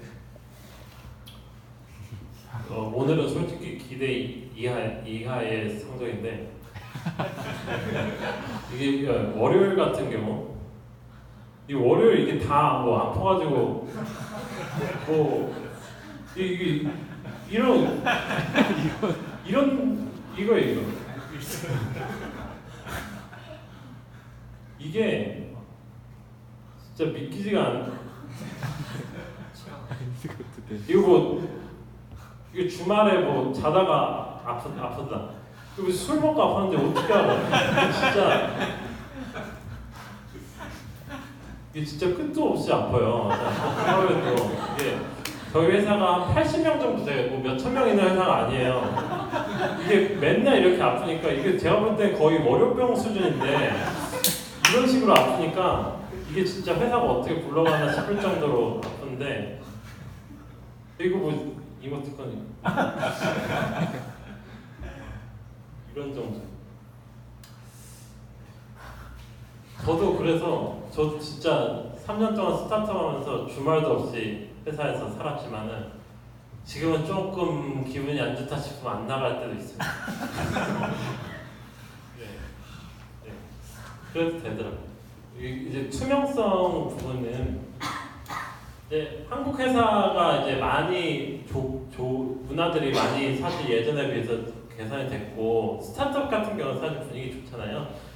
그래도 이제 한국의 어떤 나라적인 문화로 가장 부족하다고 제가 생각되는 부분이 이런 투명성 부분인 것 같아요. 재무나 뭐 매니저들의 어떤 계획들이나 이런 것들에 대해서 좀 불투명한 공개가 좀 덜 되는 그런 느낌들 많이 받는데 이런 것들은 굉장히 이거는 어떤 고용된 사람들의 권리처럼 모든 걸 이제 다 물어볼 수 있고 그거에 대한 답을 또 거의 받을 수가 있어요. 그리고 어떤 데이터적으로도 제공을 잘 해주고 내가 꼭 이제 요구하지 않더라도 그래서 이런 부분들에 대해서 굉장히 만족도가 높더라고요. 회사가 어떻게 돌아가는지 내가 다 잘 알 수 있고 하다 보니까. 그리고 why 어쩌고 이런 질문을 굉장히 많이 받아요. 그리고 이것들을 권장하는 분위기를 계속 유지를 시켜요. 그래서 쿼터마다 한 번씩 뭐 회사에게 묻는다 뭐 이런 시간도 있어가지고 일주일 동안 이제 질문을 또 막 수집을 해가지고 그 질문들에 대한 답을 전부 막 일주일 동안 질문 모이면 한 막 50개 모여요. 이렇게 모이면은 그거에 대한 질문을 전부 받을 수 있고 뭐 컴퍼니 브렉퍼스트 이런 시간에 그런 것들을 이제 받을 수 있고 존중하는 그런 느낌도 많이 받고 그리고 이거는 약간 좀 제 관점에서 좋은 점인데 베를린이 다민족 도시고 나도 처음 왔지만 저처럼 처음 온 사람들이 굉장히 많아요. 그래서 나도 친구가 없지만 얘도 친구가 없기 때문에 같이 친구가 돼서 지내는 경우가 약간 회사 동료 이상 지금 한국에 살 때는 내 친구는 따로 있으니까 회사에서 아무리 친하게 지내도 여기까지 이런 게 있잖아요. 근데 나는 베를린에 나 혼자 떨어져가지고 친구 한 명도 없고 얘도 친구 한 명도 없다 보니까 항상 이제 정말 그 회사 동료 이상의 친구까지 되는 경우들이 굉장히 많고 그래서 주말이나 뭐 회사 일 끝나고 맨날 뭐 얘네 집 갔다 저네 집 갔다 뭐 파티하고 같이 뭐 어디 여행 갔다 이런 일들이 너무나도 비일비재하게 일어나는 그런 문화들이 저는 좋은 것 같아요. 그리고 베를린은 옛날부터 예로부터 약간 철학의 어떤 그런 선구적인 역할을 항상 해왔던 뭐 곳이잖아요. 뭐 그런 곳이다 보니까 어떤 이런 문화적인 부분들도 항상 앞서 나가려고 노력을 많이 하는 것 같고 실제로 베를린이 많이 좀 끌어나가는 그런 느낌이 있는 것 같습니다. 이런 어떤 수평적인 문화라든지 뭐 그런 것들. 네. 프로덕트 팀에서는 뭐 제가 이것저것 적기는 했지만은 네, 사실 한국에서도 다 잘 하는 것들이고 그러다 보니까 뭐 딱히 더 추가해서 말씀드릴 건 별로 없을 것 같아요. 코드 리뷰 같은 거 열심히 잘 해주고 그리고 기터브 같은 경우는 개발자가 아닌 사람들까지도 기터브를 자주 들락날락하면서 이제 봐요. 뭐 PM이 이 PR에 들어가가지고 뭐 이게 뭐 코드 리뷰가 안 됐네. 뭐 야 너가 좀 빨리 코드 리뷰 좀 해줘라. 뭐 그리고 이게 머지가 됐는지 안 됐는지 자기가 알아서 들어가서 이제 확인하고 뭐 QA 같은 경우는 자기가 필요한 PR 있으면 확인해가지고 자기가 그냥 머지 시켜버리고 뭐 리리즈 해버린다든지 뭐 그런 식으로 엔지니어가 아니더라도 기터브를 많이 접근하고 그런 점들이 저는 참 좋게 보이더라고요. 그리고 타 분야에 경험할 수 있는 기회도 제가 한 회사밖에 없어가지고 제한적인 경험이지만은 뭐 저희 회사만 해도 잘 돼 있었어요. 제가 웹 경험이 없고 노드.js 같은 것도 경험이 없어가지고 해보고 싶었는데 기회들을 많이 주더라고요. 그래서 제가 그쪽에도 많이 컨트리뷰션 할 수 있는 기회도 있었고 제가 처음으로 조인을 써봤어요. 그 MySQL 조인을 해가지고 네, 그 정도로 경험이 없었는데 이렇게 경험할 수 있도록 잘 시켜주더라고요. 뭐 자율성 굉장히 좋고 내가 원하는 테크, 뭐 스펙, 뭐 다 선택 알아서 다 할 수 물론 뭐 토론을 하고 뭐 그런 것들 거쳐야겠지만은 굉장히 자율성이 보장이 되어 있는 그런 분위기에 있습니다. 네, 마치면서 제가 그동안 느꼈던 거를 조금 얘기 드려보면은 어떤 사람이 유리할까 궁금하실 것 같아요. 그 전에도 좀 질문을 받았었는데 역시나 조금 뭐 신입이신 분들에게 좀 아쉬운 말씀을 드리겠지만은 블루카드 조건에 맞는 그런 3년차에서 5년차, 그러니까 아까 그 연봉이 충족돼야 된다 말씀드렸잖아요. 그 연봉에 맞는 수준이 있어야지 유리하다고 볼 수 있습니다.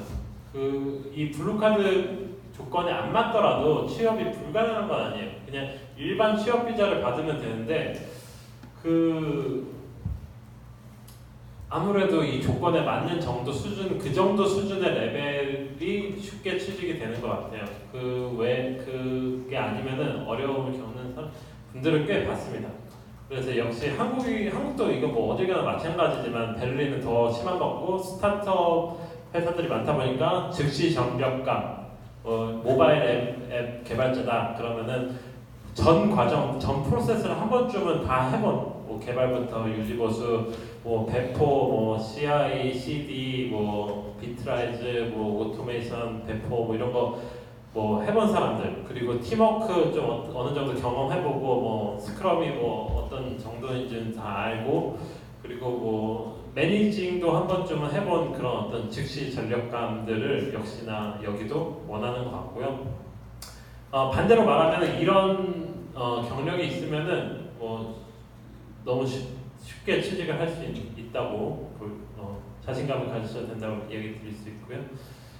예, 뭐 어느 회사나 안 그러겠습니다만은 뭐 배우는 그런 사람을 좋아하겠고, 뭐 오픈소스 컨트리뷰터 사실 근데 많지는 않아요. 저희 회사도 오픈소스 해본 사람 많지는 않은데 오픈소스 컨트리뷰터에 대해서 뭐 역시나 뭐 우아하는 그런 느낌이 있습니다. 뭐 이런 풀 리퀘스트도 많이 해봤고, 뭐 이슈도 많이 작성해봤고 했다는 그런 얘기들을 했을 때 그런 것들이 잘 작용하는 걸 역시 볼 수 있고, 가장 잘 팔리는 그런 스택들을 뭐 제가 그냥 대충 적어봤어요. 역시나 자바스크립트, 그리고 뭐 자바는 뭐 어딜 가든지 뭐 자바는 항상 그 포션이 크게 있는 것 같고, 파이썬은 그렇게 크진 않지만은 어느 정도 일정 수준 있는 것 같고요. 그리고 데이터 사이언스 여기 이쪽 분야가 있으신 분들 있는지 모르겠지만은 이게 또 크더라고요. 팀마다 거의 개발팀에 준하는 정도의 어떤 크기의 데이터 사이언스 팀을 가지고 있어요.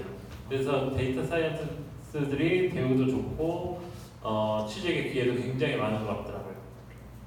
네, 그리고 뭐 그 외에 뭐 좀 막 희한한 언어들도 다 그 기회들이 있는 것 같습니다. 뭐 엘릭시어라든지 백엔드 뭐 그런 쪽도 저희 회사는 뭐 백엔드는 엘릭시어를 쓰기도 하거든요.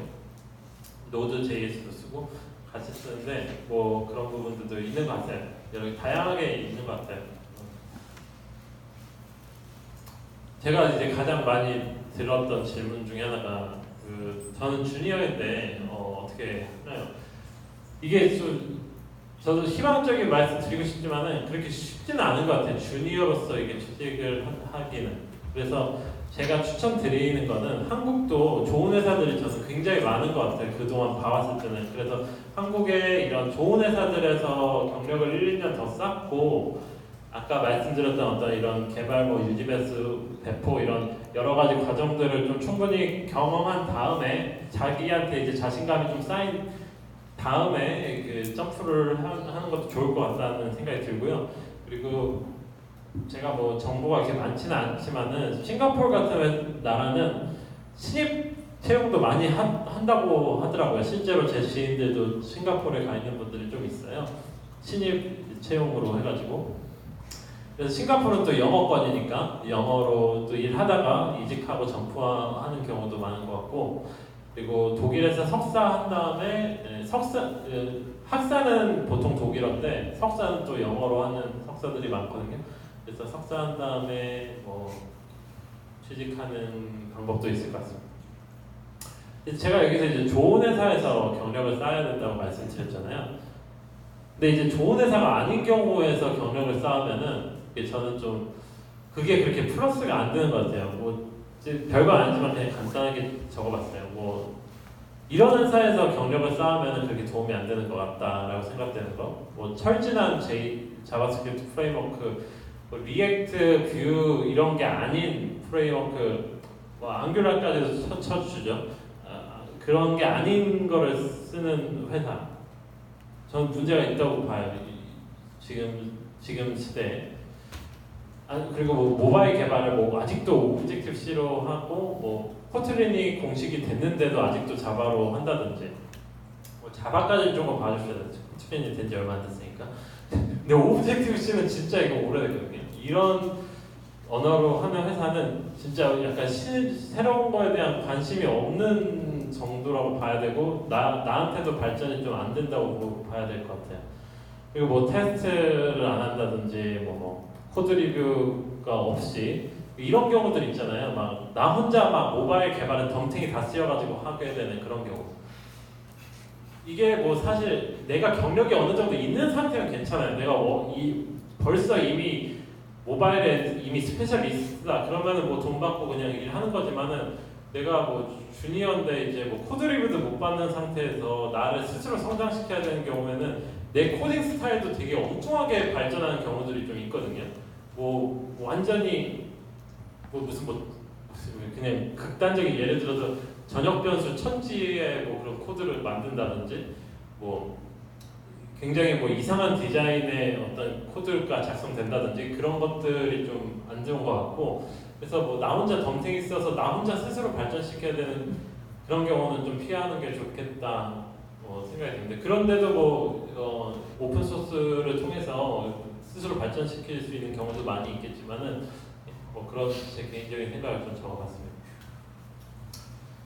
그리고 제가 뭐 말씀드리고 싶은 거는 해외 취직을 뭐 따로 준비할 거는 정말 없는 것 같아요. 오히려 저는 지향해야 된다고 생각이 들고, 그 자기 자리에서 그러니까 선택을 잘 하셔야겠죠. 그 좋은 회사에서 나를 발전할 수 있는 좋은 회사에서 최선을 다하면은 정말 그걸로 저는 충분한 것 같습니다. 그거가 그대로 이어지는 것 같고, 다른 곳에 가서도 내가 그동안 해온 것이 그대로 인정받는 경험을 하게 되거든요. 그때 되게 기분이 많이 좋았던 것 같아요. 그래서 내가 뭐 취직을 위한 어떤 그런 준비를 하는 거는 정말 이거는 아니라고 저는 생각이 듭니다. 뭐 제가 그 구글 면접을 뭐 1년 동안 준비한 그런 분들의 그런 글을 본 적이 있어요. 물론 각자 나름의 길이 다 다르니까 제가 말씀드리기는 좀 조심스럽지만은 정말 저렇게까지 해서 들어가야 되나 그런 생각을 많이 듭니다. 그래서 그냥 하시는 그 길에서 그 실력을 계속 잘 쌓아가시면은 그게 그대로 사용되는 시기가 되더라. 네, 그렇게 말씀드릴 수 있습니다. 그리고 이제 커리어를 쌓다 보면은 선택을 하는 순간들이 많잖아요. 그때 그 약간 이제 어쩔 수 없이 타협해서 선택을 하시기보다는 가장 좋은 거를 좀 선택을 해서 하시는 게 저는 좋다고 생각해요. 저 같은 경우에는 이런 예가 있었는데, 그 베를린 가기 전에 한 6개월 정도 전에 같이 이제 하던 스타트업의 이제 대표님이랑 얘기를 해서 제가 베를린에 가서 이제 앞으로는 베를린에서 취업을 하고 싶습니다 얘기를 했을 때 제가 당장 그만둘 수는 없잖아요, 당연히. 그래서 저 6개월 이후에 이제 가려고 한다고 얘기를 했어요. 6개월 동안 또 회사 일도 하면서 이제 회사에 외주 일을 하기로 했어요. 외주를 맡아가지고 자금도 조금이라도 보탬이 될 수 있으니까. 그래서 4개월짜리 외주를 하나 받았는데, 저희 그 스타트업 그 앱은 자마린으로 개발했어요. C# 그 단넷 쪽이거든요. 자마린으로 제가 경력을 한 2-3년 쌓았고, 자마린으로 그 앱을 외주 온 거를 만들면은 정말 쉽고 제대로 만들 수 있는 거였는데, 저는 리액트 네이티브로 그 외주를 하고 싶었어요.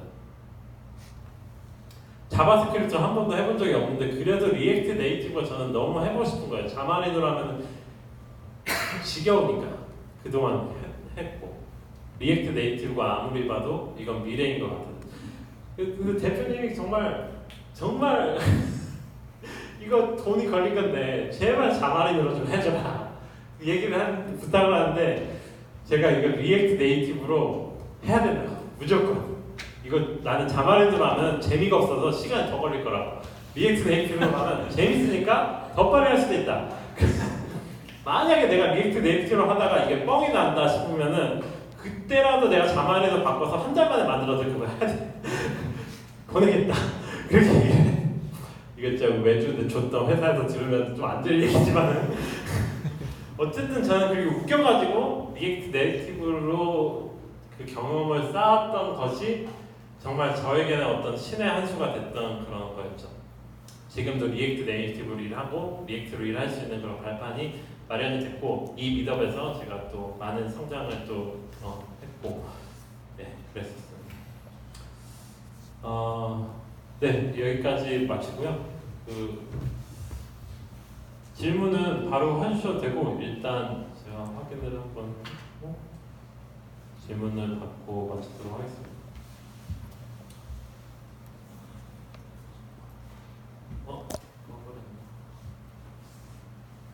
잠시만요.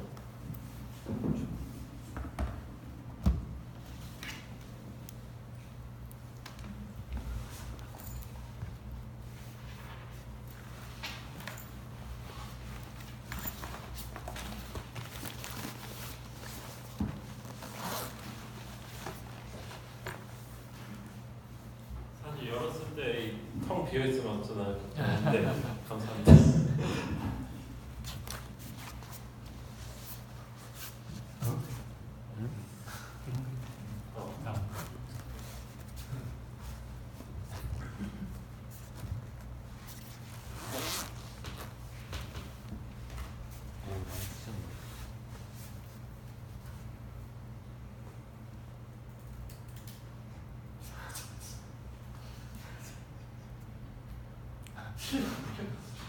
예, 제가 이거는 말씀을 드렸던 것 같습니다. 그 지금 원격 근무 1주랑 휴가 2주를 붙여가지고 3주 동안 지금 한국에 와 있는 상황이고요. 이래도 휴가가 한참 나왔습니다. 사내 정치는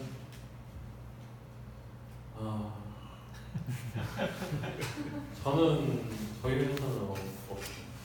근데 그 사람 사는 곳이다 보니까 근데 저 해외 회사도 정치 많다고 듣기는 했거든요. 근데 저희 회사에서 저는 경험한 적 없는데 그런 건 있어요. 잘하는 사람들끼리 좀 노는 네. 예. 예, 좀 그런 것들이 좀 있기는 한 것 같습니다. 아무래도 사람 있는 곳이다 보니까. 이게 그 갱신이 슬랙 링크는 갱신이 슬랙 갱신 근데 저 링크를 어디서 보신 거죠? 네? 메일이요? 그 성기님이 옛날에 한 그건가? 백성기님 갱신해서 좀 이라도 올렸거든요. 저걸로 들어가 보시면 이 밑에 들어가시면 있어요. 네, 저 여기에 어디 수정하는 거예요? 다시 한번 해주시면. 요거를 수정해야 될 것 같아요. 요거. 저는 지워버리는 네. 지워야 돼. 아니면 새로운 거를 지워줘야죠.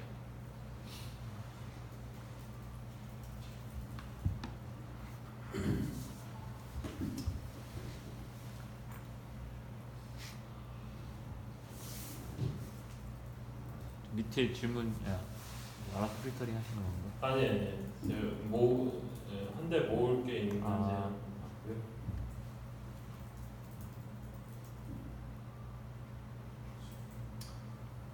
예, 순서대로 그 공통되는 질문이 그렇게 없는 것 같아서 바로 그냥 순서대로 말씀드려볼게요.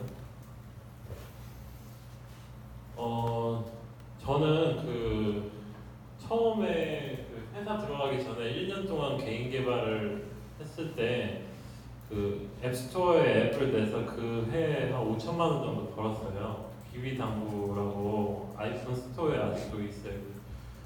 일주일에 피자 한 개 값은 나와요 아직도. 그래서 이제 그런 부분들에 대한 욕심 항상 있죠. 근데 그렇게 해도 해보고 제가 그 이후에 추가 제품도 내보고 회사에 여러 회사에서 릴리즈도 많이 해봤어요. 처음부터 이제 개발 시작해가지고 릴리즈도 많이 해봤는데 쉽지 않더라고요. 이 한탕 크게 치고 싶다는 게. 그래서 이게 어느 정도 약간 거의 뭐 스님의 그런 느낌? 약간 그런 마인드까지. 이거 진짜 뭐 터지면 터지겠지. 뭐 이런 느낌이고 그냥 계속 뭐 릴리즈 하고 뭐 회사 다니면서 뭐 취미로 개발해서 또 앱도 한번 내보고 그런 식으로 하고 있어요. 요새는 뭐 오픈 소스도 좀 재미있어가지고 오픈 소스도 해서 하고 한탕 크게 치고 싶다는 마음도 있고 약간 좀 관심 많이 받고 싶다 이런 것들 있죠. 뭐 미디엄에 뭐 재밌는 글 하나 써가지고 재밌는 글 써가지고 뭐 박수 많이 좀 받아보고 싶다 뭐 이런 생각도 있죠.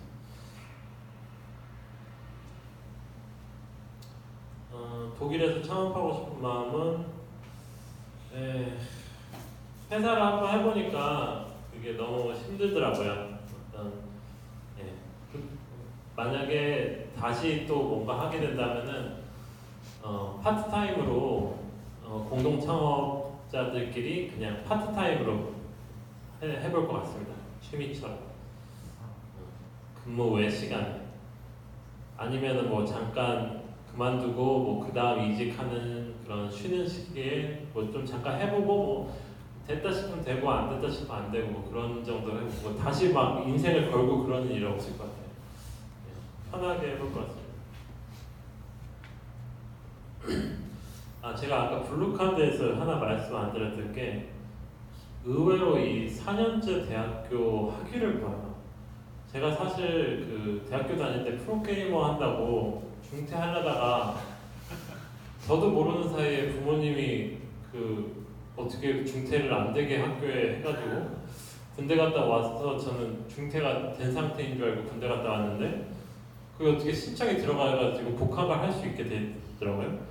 그래서 뭐 졸업을 했는데 그게 이제 와가지고 도움이 되더라고요. 이상하게 이 블루카드 비자 받으려면은 4년제 학사여야 돼요.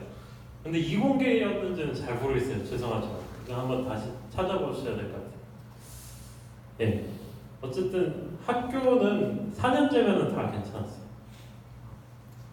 그리고 꼭 학위가 혹시라도 없으시더라도 다른 길들이 있으리라고 믿긴 합니다. 근데 블루카드는 좀 학위를 보더라고요.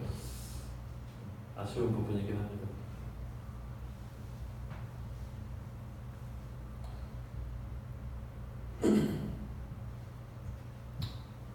이 두 질문은 비슷한 질문입니다. 몇 개월을 일하던 실업급여가 이게 이게 짧게 일해도 나오는 것 같은데 좀 차이가 있었던 것 같아요.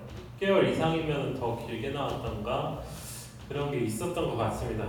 죄송합니다. 제가 자세히는 몰라가지고 어쨌든 이게 뭐 최대로 5개월 정도 나오는 걸로 알고 있어요. 뭐 정상적으로 한 6개월 이상 다니다가 그만둔 경우에는 5개월 정도 나오고 비자 구직 다시 할 수 있는 그 비자 연장도 잘 해주는 걸로 알고 있습니다. 그리고 나이든 주니어 그냥 나이든 개발자 나이든 주니어 개발자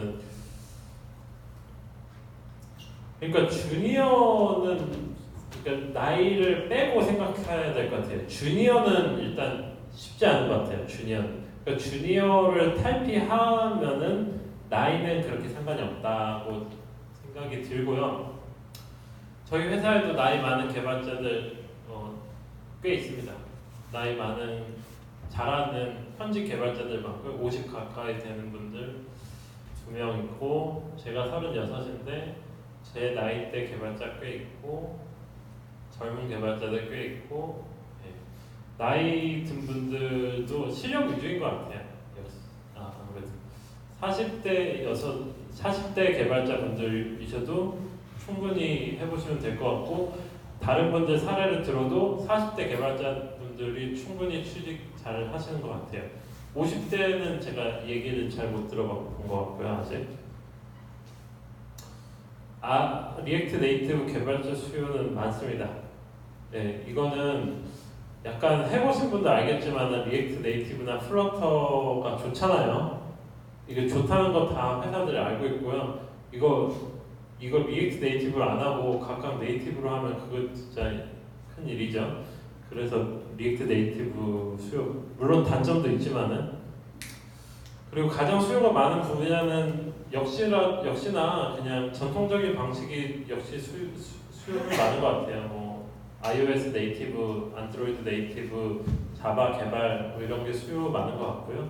그래도 리액트 네이티브 개발자 수요 굉장히 많습니다. 네, 오퍼 받고 수락을 했을 경우에 다른 회사에 가고 싶다라도 취소.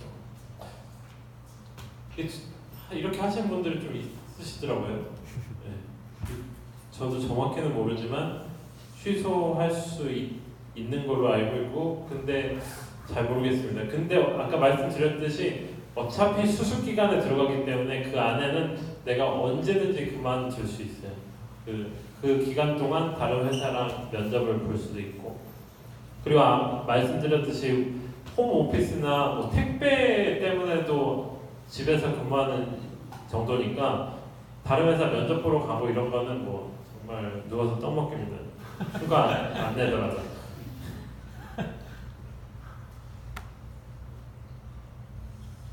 예, 이게 뭐 그런, 예, 제 생각에는 우리나라보다 적은 것 같고요. 예, 많이 적은 것 같습니다. 실력이 제일 중요한 것 같아요. 예. 저희 회사 같은 경우는 인터널 미더으로 서로 발표하는 시간도 많이 갖고요. 그리고 컨퍼런스 같은 거 좋은 거 있으면은 막 서로 막 이게 소개해가지고 또 회사에서 좀 보내달라고 하면은 또 회사에서 많이 보내줘요. 저희 회사 최근에 했던 거는 뭐 리액트 컨퍼런스 갔던 거 다 같이 갔던 거 있고, 그리고 쿠버네이트 3일 동안 그 강사 초청해가지고 그거 했던 거 있고, 그리고 뭐 파이어베이스 컨퍼런스도 지금 막 가는 거 같고, 뭐 하여간 예, 신청하면은 다 웬만하면은 보내주고 지원해주고 하는 것 같습니다. 예, 베를린 런던이 핀테크는 가장 강세라고 알려져 있는데요. 베를린도 블록체인 관련된 회사가 굉장히 많은 걸로 알고 있어요. 뭐 지금 시간상 제가 직접 검색해보기는 좀 그렇지만은 링크드인에서 찾아보시면은 블록체인 관련된 스타트업들이 굉장히 많은 것 같고, 인식과 전망, 예, 모르기 때문에 스타트업이지 않겠습니까? 저도 모르겠습니다. 예.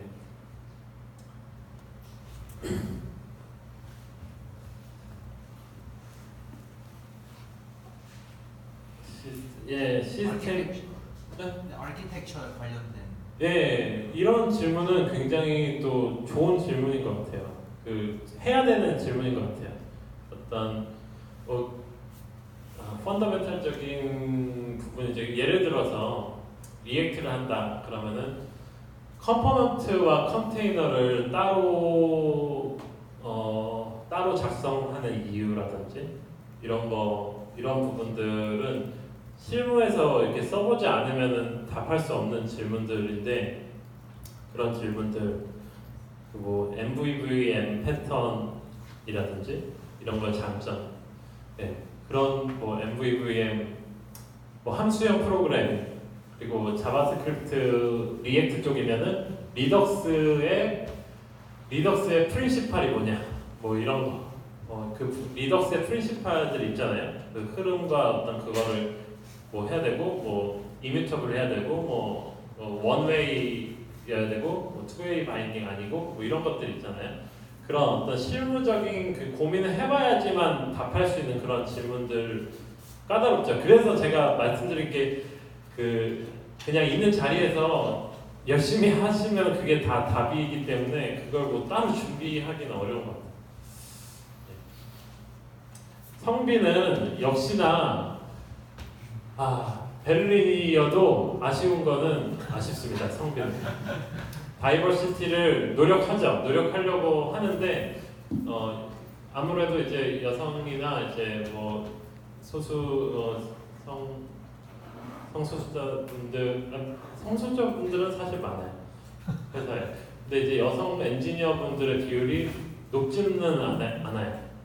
저희 회사 같은 경우는 엔지니어 팀 20명 중에 한 분 있고, 근데 데이터 팀에는 여성분이 되게 많아요. 한 절반 정도가 여성분이고, 엔지니어 팀에서는 여성분이 아쉽게도 아직 한 분 있어요. 근데 이제 매니저 쪽에는 또 여성분들이 되게 많아요. 네, 프로덕트 매니저 쪽에는 여성분들이 많고, 네, 그렇습니다. 근데 이거는 신경을 쓰려고 쓰는 것 같아요. 근데 뭐 그렇게 쓴다고 되는 것도 아니잖아요, 사실. 그 구직하는 분들이 실력이 가장 중요한 거니까. 그래서 좀 많이 지원해줬으면 하는 그런 마음이 있는 것 같아요. 그런 다이버시티가 높아야 회사의 어떤 그런 여러 가지 그 발전 가능성이나 의견들도 다양하게 모일 수 있으니까. 네, 그렇습니다. 저도 개인적으로 아쉬운 부분이고요. 오랜 시간 동안 감사합니다.